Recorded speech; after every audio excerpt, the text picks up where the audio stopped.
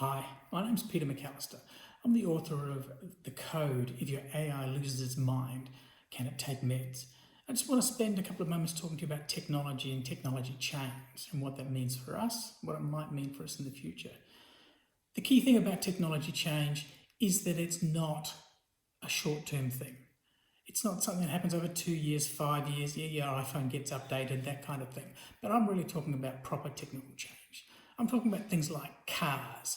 They came in late 19th century and they've really made a big difference to our society and to what's going on. But initially we were scared of them.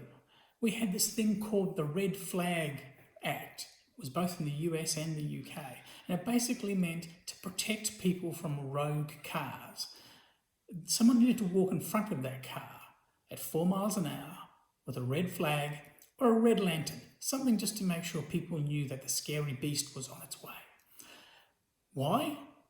People were afraid of the change and afraid of what might be in terms of the outcome from that change.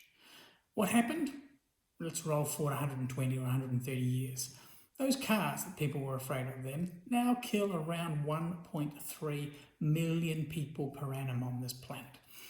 Developing countries, we're talking about one of the top 10 killers of people.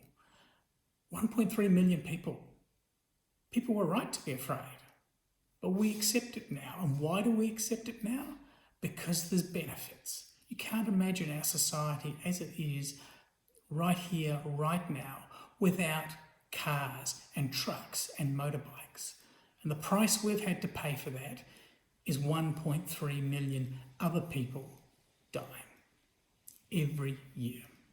So when you think about in terms of a change, in terms of timeframes of change, we're talking a very long period of time for people to go from, oh, this is dangerous, to I'll accept that danger and accept the benefits that come from it now.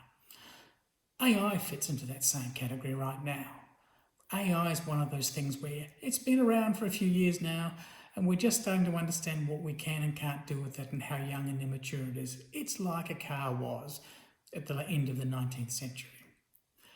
And it even has its own red flag rule.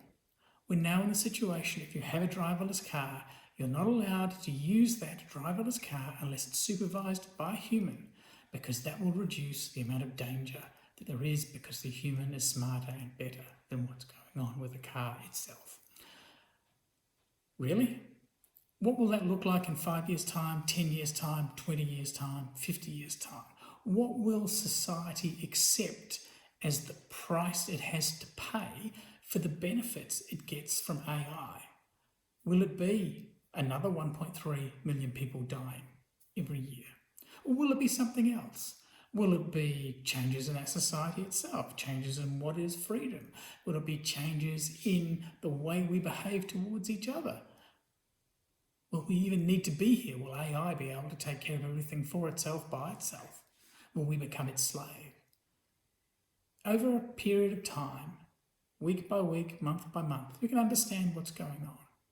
But over a period of tens, 25, 50, 100 years, we can't know, but we can speculate.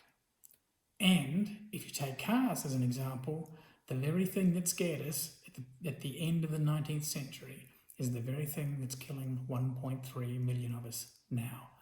And we're glad of it.